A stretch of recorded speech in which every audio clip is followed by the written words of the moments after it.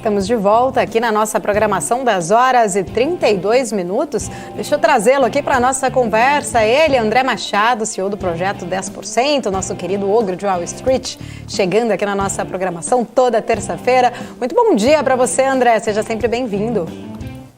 Bom dia, meninas. Estão me ouvindo? Sim, perfeitamente. Bom dia. Muito obrigada, André. Bom dia. Obrigada, eu sei, né? Nosso papo é mercado. Pode falar. Não, eu estava ouvindo você falar antes desse caso da Polícia Federal de insider trading. Era isso que eu ia falar. Então foi transmimento de pensação. Mas aí, na hora, eu lembrei de uma piada que eu falei, vou contar assim que eu entrar no ar. É uma piada velha, né, que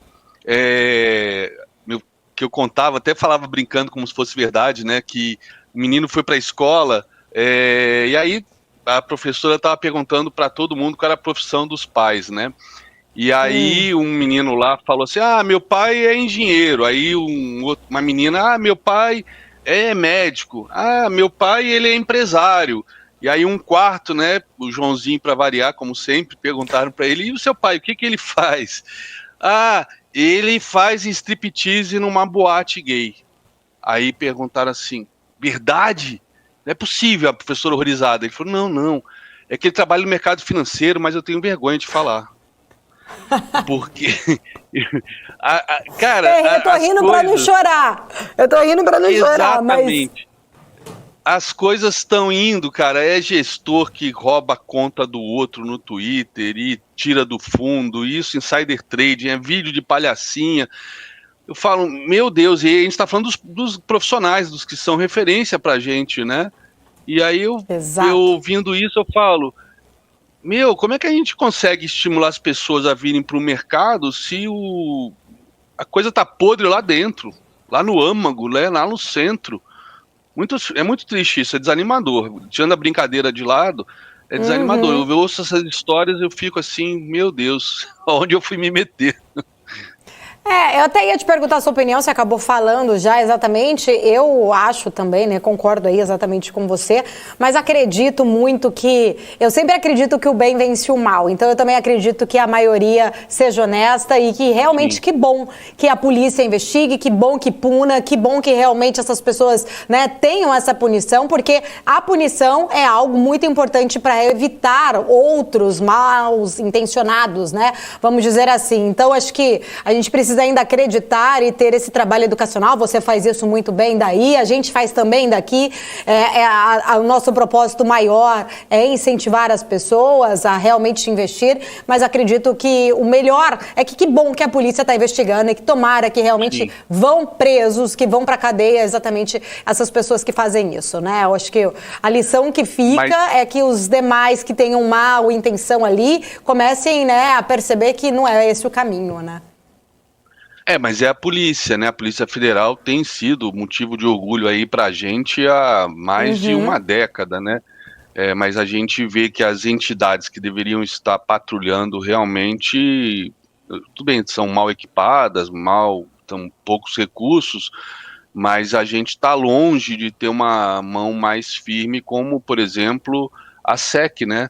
Que mesmo a SEC teve suas falhas aí em 2008, né? E no caso do Bernard Madoff, enfim, não é o mercado não é perfeito, mas é o que você falou, a gente tem que perseverar e fazer o nosso melhor para mostrar que, dá para investir no mercado financeiro com ética, com honestidade, com conhecimento e que é acessível a todo mundo.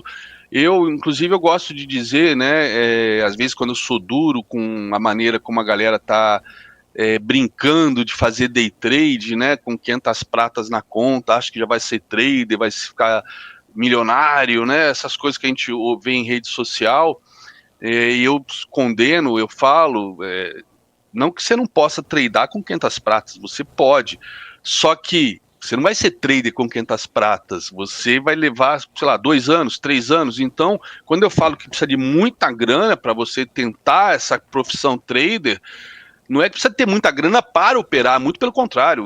Você pode ter R$1 milhão, mas tem que operar pequenininho para começar.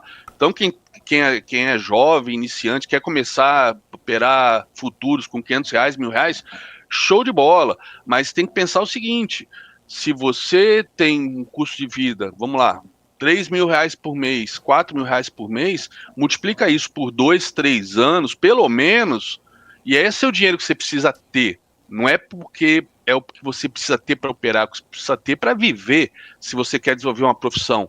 Afinal de contas, ninguém entra numa faculdade no primeiro período já sai trabalhando e ganhando super bem, né? Então, falta um pouco de choque de realidade e bom senso para quem quer entrar no mercado financeiro. Mas eu insisto, mesmo com isso, eu acho que não existe, principalmente para quem o pessoal pergunta, então quem é pobre, quem é mais humilde não pode ir no mercado financeiro. Eu falo, pelo contrário, talvez para essas pessoas o mercado financeiro seja a melhor e talvez até a única alternativa de crescer na vida, de ter prosperidade, mas tem que ser tudo feito com muita cautela, com muito planejamento, sempre pensando em longo prazo. Nada disso de, eu vou entrar e ficar rico, né, em 3 meses, 6 meses, isso não existe. Isso não existe. Se fosse tão fácil assim...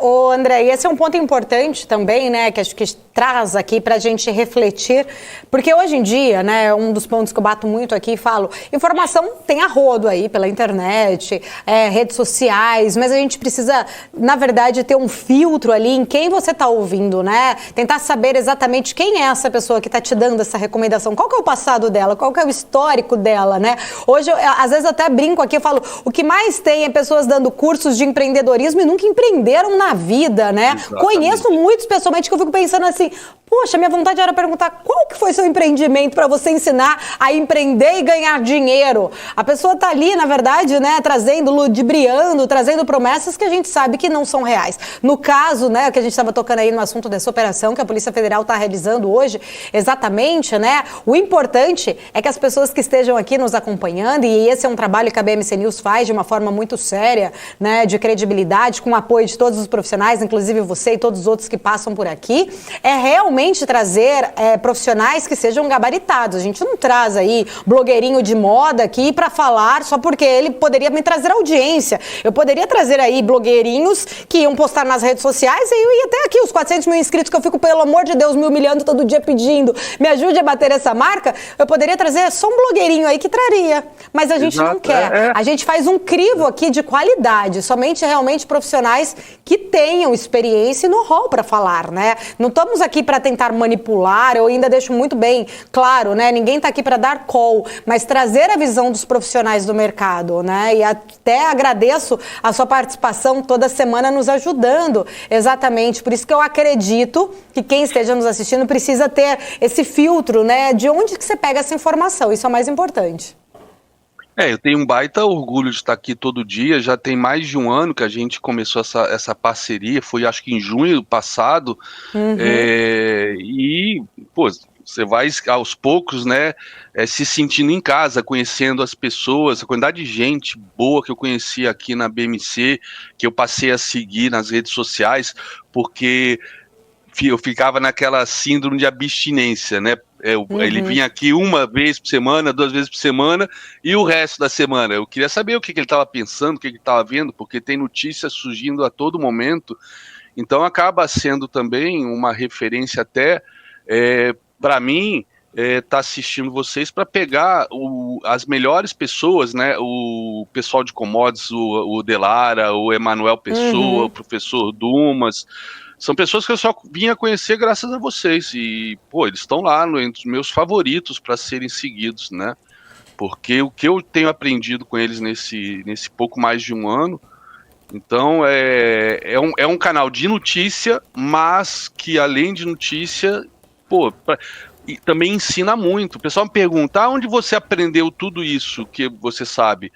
Nos livros, né, e lendo principalmente os jornais, né, mas os jornais hoje em dia eu quase não tenho tido tempo de ler e hoje em dia os jornais são até atrasados, né, vou esperar até amanhã para saber o que está acontecendo, já era.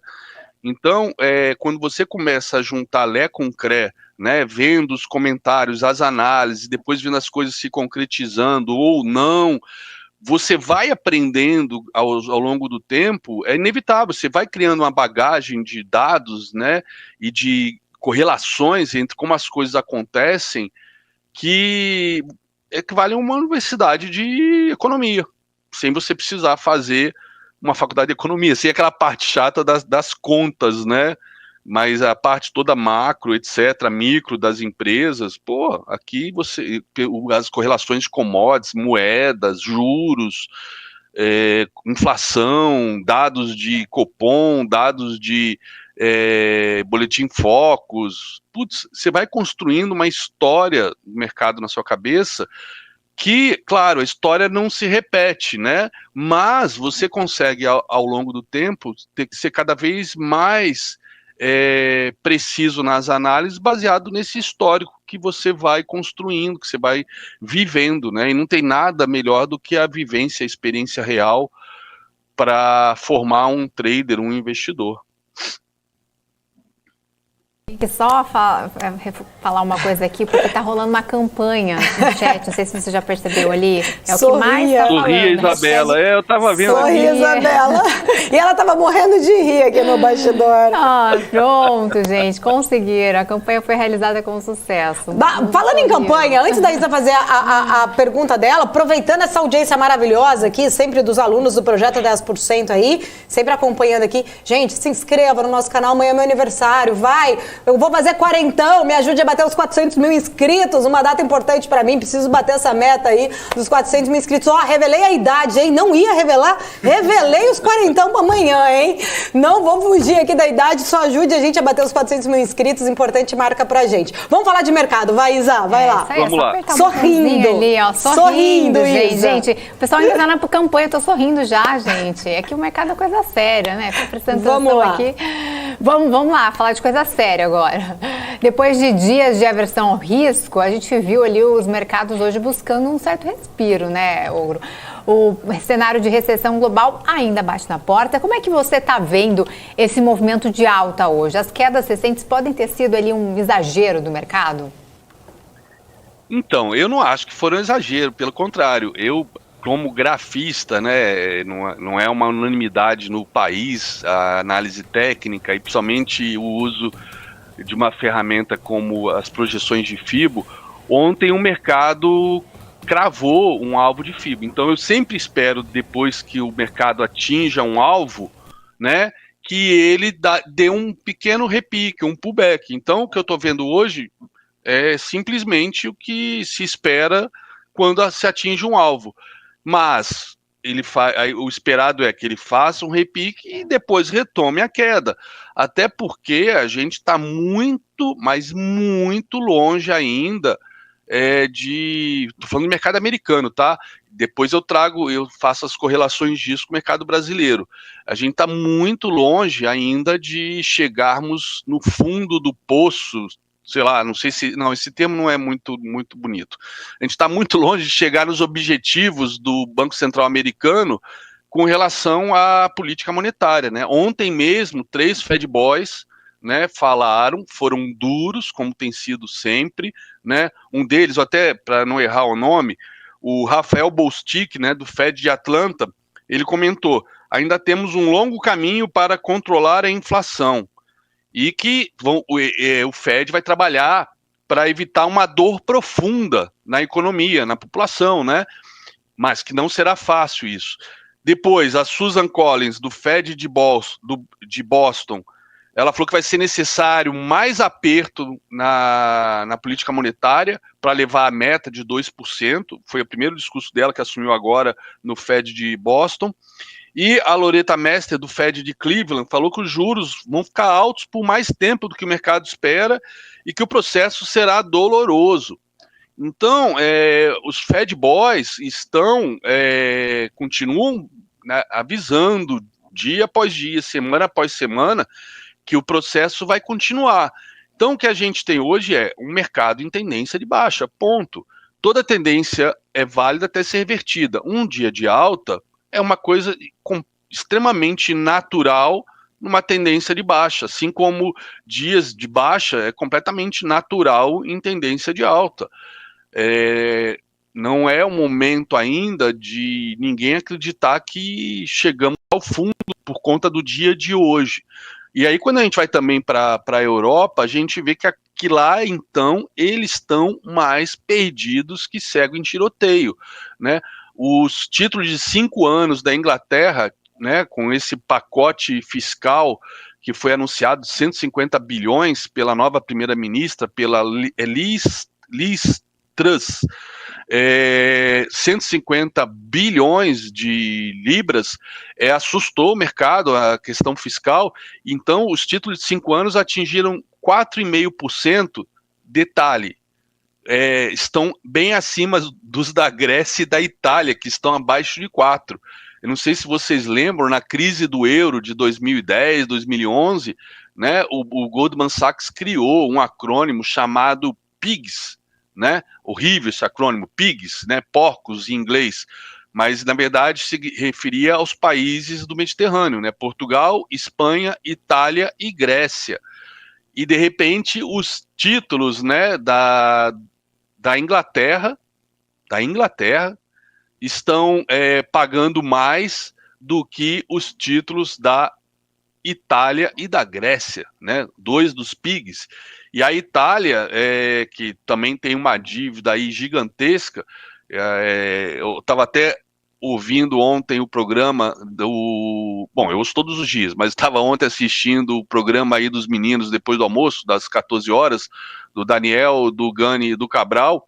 Eles estavam falando, e se a Itália, né, agora que tem uma extrema-direita como primeira-ministra, quiser sair do euro. Aí o Cabral comentou, mas vai sair do euro para ter uma dívida de trilhões de liras esterlinas para pagar? É impagável, né? Então, mas isso acaba gerando, a gente viu esses movimentos de extrema-direita, inclusive de candidatos que não venceram eleições, etc., mas estão sempre tentando e talvez uma hora vençam, né? Como, por exemplo, a Le Pen na França,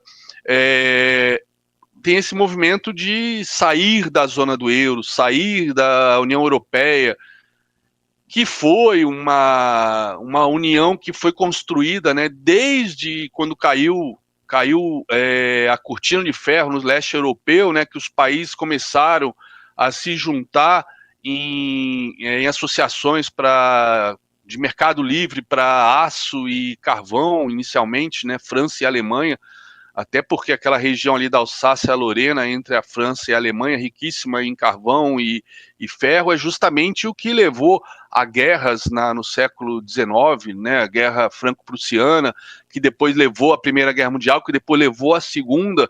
Então foi um acordo construído aí pelos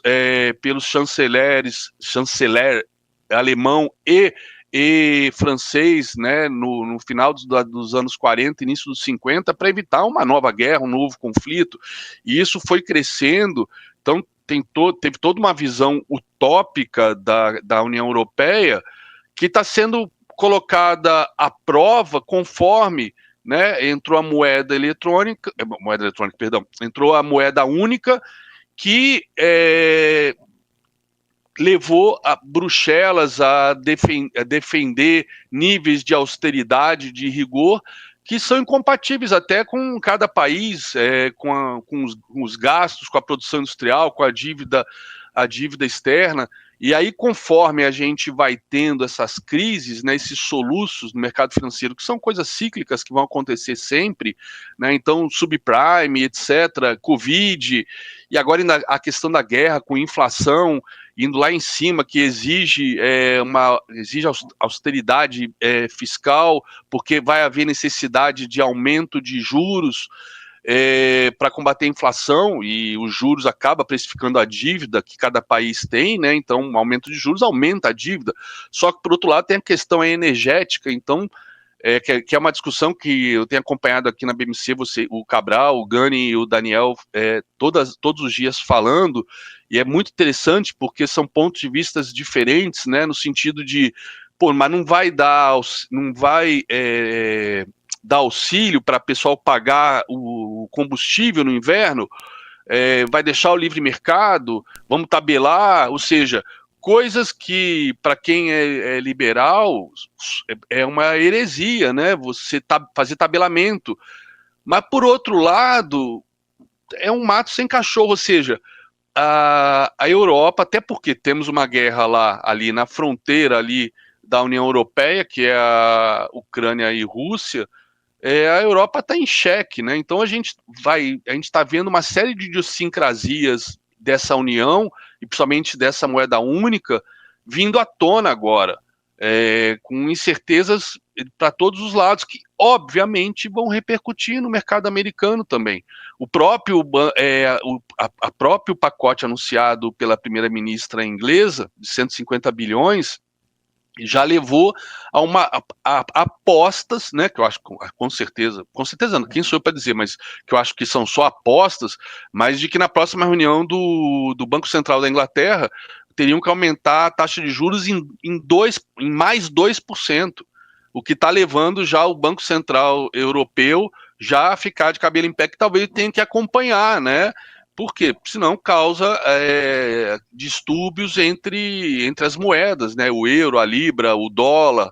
A gente viu a queda que teve o euro nos últimos 2 dias, e o próprio mercado de bonds está estressadíssimo. O mercado de bonds ele está num patamar, num nível de bear market, que não se via desde 1946. Ou seja, o pessoal liquidando, vendendo, né? Bonds agora, por conta da liquidez essa que pode secar, ou seja, é tanta variável, eu não consigo, eu sei que apesar de ser day trader, eu fico acompanhando isso por muita curiosidade, muita apreensão e viver a história, né? Eu gosto de viver a história e apesar dessas análises eu faço para mim pensando no médio e longo prazo, mas por incrível que pareça, eu uso muito elas no dia a dia, no day trading, né? Porque são os momentos que a gente tem os repiques, e aí mensurar, mapear os alvos, e quando chega num desses alvos, que a gente sabe que eu vejo que deu um sinal que vai retomar a tendência, socar a bota, porque vai retomar a tendência. Então, eu estou vendo isso em todos os mercados globais, moedas, títulos, o dólar disparando, o dólar rompeu semana passada um alvo meu de semanal, então agora o próximo alvo está lá na casa do chapéu. Então a gente também rompeu um baita pivôzão de alta no dólar aqui ontem, né, com 3% de alta num determinado momento do dia, ou seja, o quebra-cabeça, né, tá se encaixando direitinho, as pecinhas de dominó estão caindo, uma em cima da outra certinho, não, sabe, não tem, nesse ponto, o mercado, apesar de muita gente não interpretar assim, para mim o mercado está extremamente técnico, e não só no aspecto técnico de gráficos, mas no aspecto das correlações, elas estão todas funcionando direitinho, né, a China com a bolha imobiliária tendo estourado, a China colapsada, né, com os mutuários deixando de pagar os seus empréstimos, suas hipotecas, e por outro lado, as incorporadoras não têm, os bancos não têm o que tomar de volta, como foi nos Estados Unidos subprime, que todo mundo comprava 1, 2, 3, 4 imóveis, porque o preço só subia, e de repente o preço passou a cair, por conta até do aumento de juros, começou a ter menos demanda, e os próprios mutuários começaram a deixar de honrar os pagamentos por conta do aumento de juros lá nos Estados Unidos, e tivemos a crise, né, provocada por derivativos, mas os bancos foram lá e tomaram os imóveis, né, que jogaram aquele monte de imóveis à venda e que depreciou mais o preço, enfim, foi aquela zona que a gente acompanhou em 2008, 2009. Agora, na China não tem o que tomar de volta, os caras compraram imóveis, né, a grande maioria imóveis na planta, financiando 100% do imóvel sem ter nada, né, e pagando à vista esses imóveis. Não era como se faz aqui ou nos Estados Unidos, você dá um sinal e quando estiver pronto você começa a pagar o financiamento do imóvel. Lá não, Os chineses compravam um imóvel na planta, sem ter nada, e os caras pegavam essa grana e compravam mais terreno para vender mais imóvel na planta. Aquilo ali era uma pirâmide, um esquema Ponzi perfeito, e de repente implodiu, né? Só a Evergrande, 300 bilhões de dólares, e tem outras 100 incorporadoras na mesma situação. Então, temos um problema com as incorporadoras lá nos Estados Unidos que tem que ser estatizadas, e talvez os bancos também. Por quê? Porque os mutuários não estão pagando os empréstimos e os bancos não têm que tomar de volta. Então, qual foi o efeito disso? Queda na Bolsa Chinesa, despencou o minério de ferro, que impactou a Vale, que impacta o Ibov. Está tudo funcionando, está tudo em física, como é que chamava? Vasos comunicantes. Sabe, quem estudou física, quem está no ensino médio vai lembrar disso, vasos comunicantes, ou seja, tudo se comunica, não tem jeito. E uma economia globalizada, um mundo globalizado, informações chegando em tempo real para todos, né, que participam do mercado financeiro, e com isso a gente vê que a gente está muito longe de resolver essa zona toda. E hoje eu nem entrei no mérito aí dos riscos cada vez maiores, né, de um conflito maior na Europa, envolvendo a OTAN, de fato, né, de direito, porque de fato ela já está envolvida, né, vide aí como que a Ucrânia conseguiu recuperar aí mais de 8 mil metros quadrados, 8 mil quilômetros quadrados de território, né,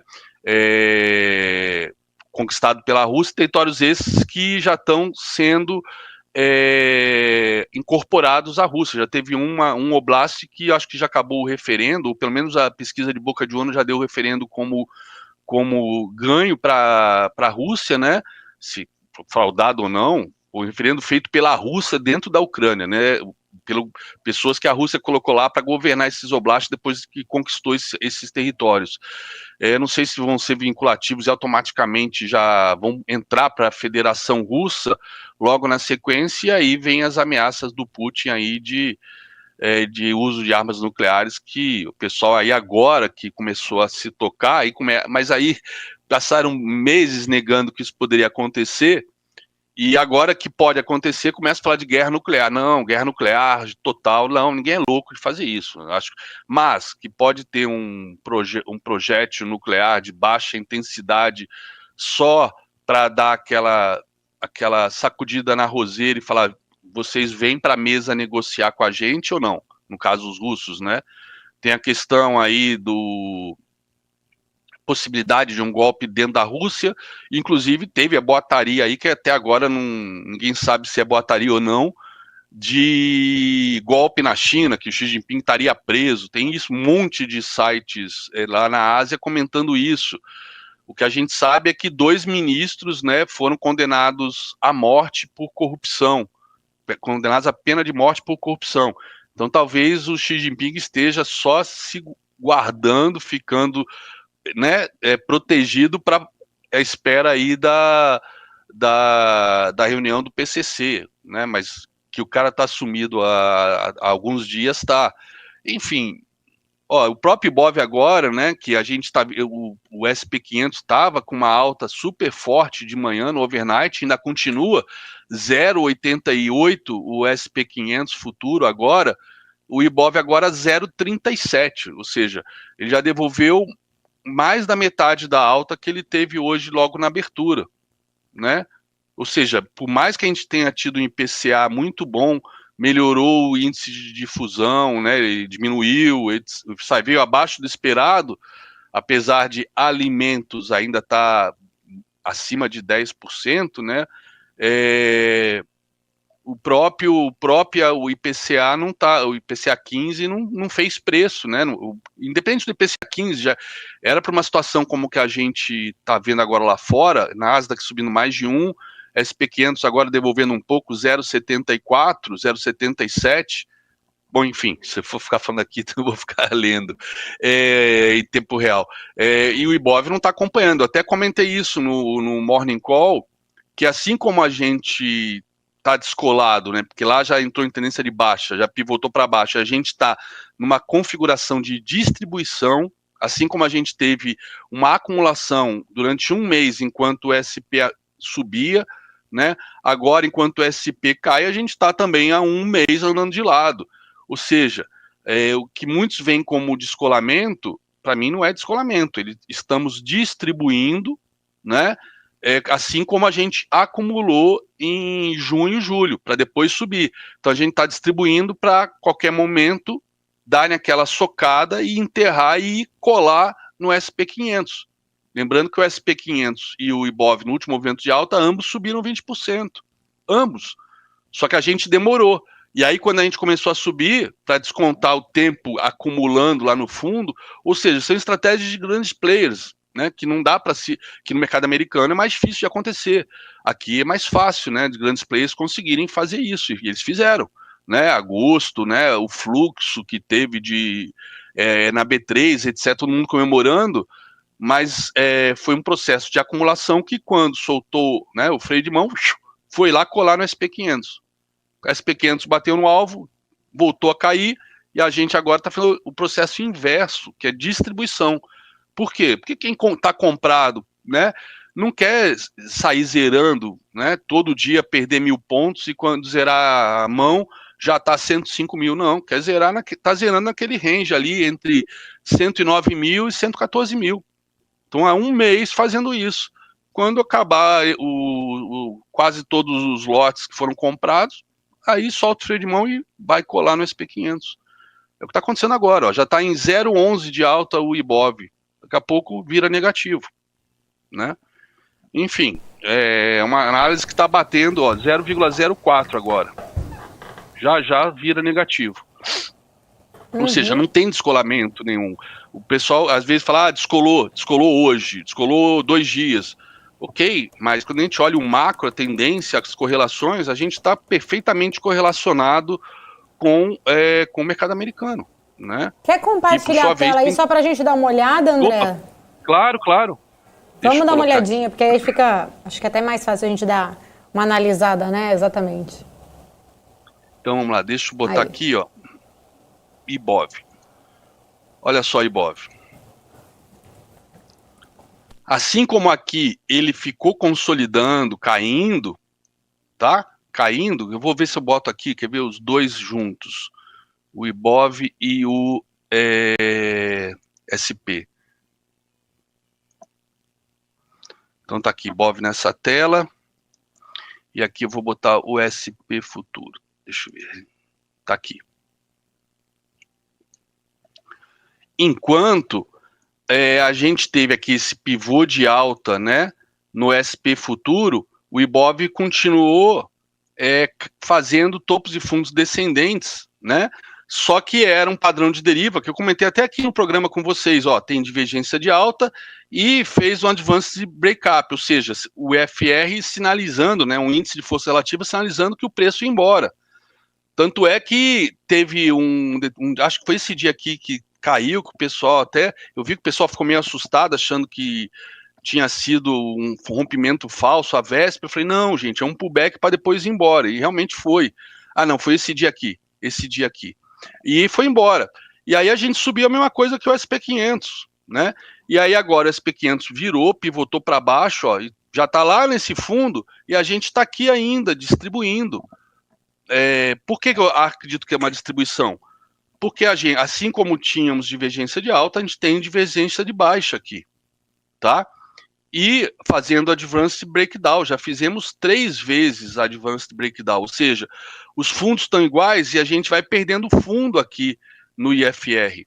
Então isso é um sinal muito poderoso de que isso aqui é uma distribuição para depois ir buscar seus alvos, tá? Assim como o SP500. O SP500, inclusive, ó,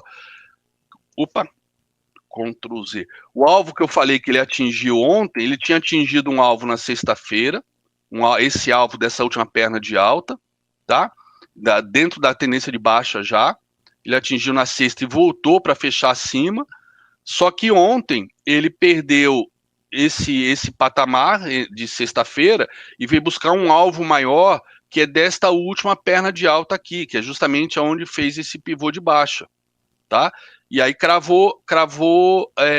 tinha cravado na sexta, e ontem foi lá, cravou de novo e voltou um pouquinho. E hoje tava lindo, querendo engolfar, dando a possibilidade até dele, de repente, fazer um pullback, um teste aqui na região dos 3.800. Mas, ó, já voltou metade.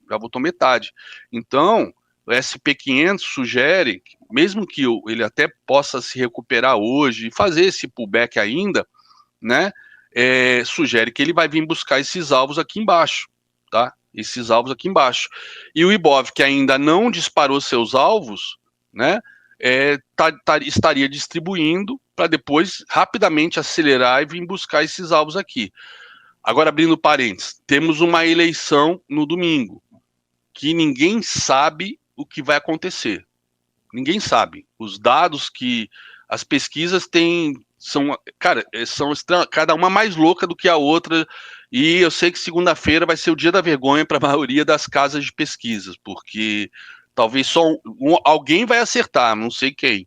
Então, mas isso pode mudar o mercado, ou pelo menos no curtíssimo prazo gerar movimentos, sei lá, não previstos ainda aqui, né?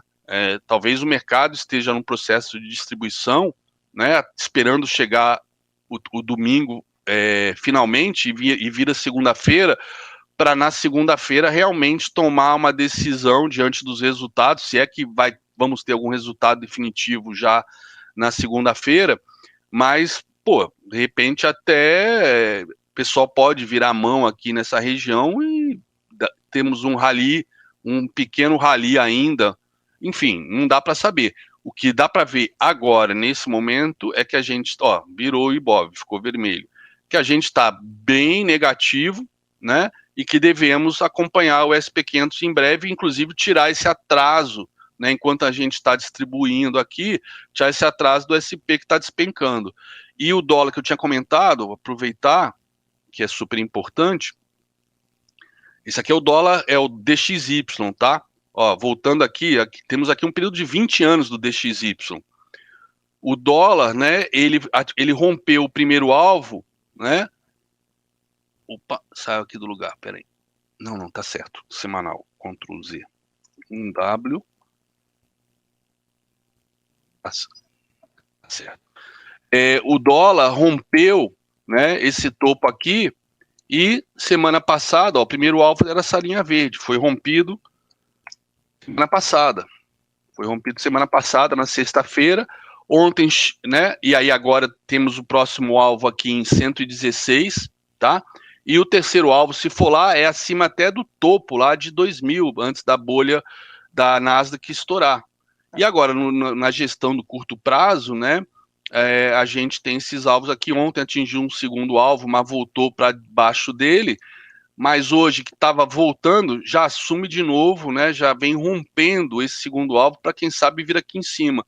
Então, não tem como o nosso dólar, né, olha só o nosso dólar, que devolveu, que estava caindo forte hoje, ó, daqui a pouco chega no fechamento de ontem, no à vista, tá? Fez um baita pivô de alta, então temos alvos aqui, ó, temos alvos em 5,43 e depois 5,56 para esse pivô de alta aqui, mas se for pegar o principal movimento, o principal pivô de alta, que é onde fizemos o fundo lá nos 5,48, nos 4,58, perdão, né, que o primeiro alvo foi nos 5,52, passando aqui desse primeiro alvo aqui, temos alvo em 5,74 e 6,10. Ou seja, pô, mas 6,10 não vai. O pessoal fala não vai com uma certeza. Eu tenho os alvos aqui, eu acredito que possa ir, né? Tá em tendência de alta, né? Olha aqui a média de 200, inclusive tendo segurado aqui o dólar, e a média de 200 finalmente virando para cima, querendo virar para cima e realmente engatar uma tendência de alta no dólar. E aí a gente sabe que o dólar, né, disparando, é inflação, é a questão dos combustíveis novamente. O próprio Banco Central, né, comentou que está esperando vir o primeiro trimestre do ano que vem para saber se realmente vai continuar a questão do ICMS zerado ou não, como é que vai ser a política fiscal do novo governo, para aí sim falar de ver se vai ter aumento de juros, corte de juros, manutenção, enfim. Pelo jeito, o entendimento que eu tive é que as próximas reuniões desse ano vão continuar sem aumento, pelo menos por enquanto, né? Esperando aí a virada do ano para ver como é que vai estar, não só a política monetária dos outros países, como é que vai estar essa zona toda lá na Europa, mas também como é que vai ser a política fiscal aqui do Brasil, né? Vamos aguardando, né, André? Incrível, né? Você estava falando aí que ia virar e foi na hora ali, acabou virando mesmo. A gente está aqui também acompanhando de olho. 11h13. Quero aproveitar, né, agradecer mais uma semana. Sempre um prazer poder falar contigo, trazer a sua opinião sempre muito importante aqui para gente, para o nosso público. Muito obrigada. Até terça-feira que vem, então. Obrigado, Paulo, mais uma vez. E, galera, estamos num ciclo de mercado de baixa. Se eu estiver aqui no programa, espero estar daqui a um ano, sei lá quando, e a gente entrar num ciclo de alta, pode deixar que as minhas projeções do Ibov vão ser sempre para cima, tá? É que agora realmente não está rolando.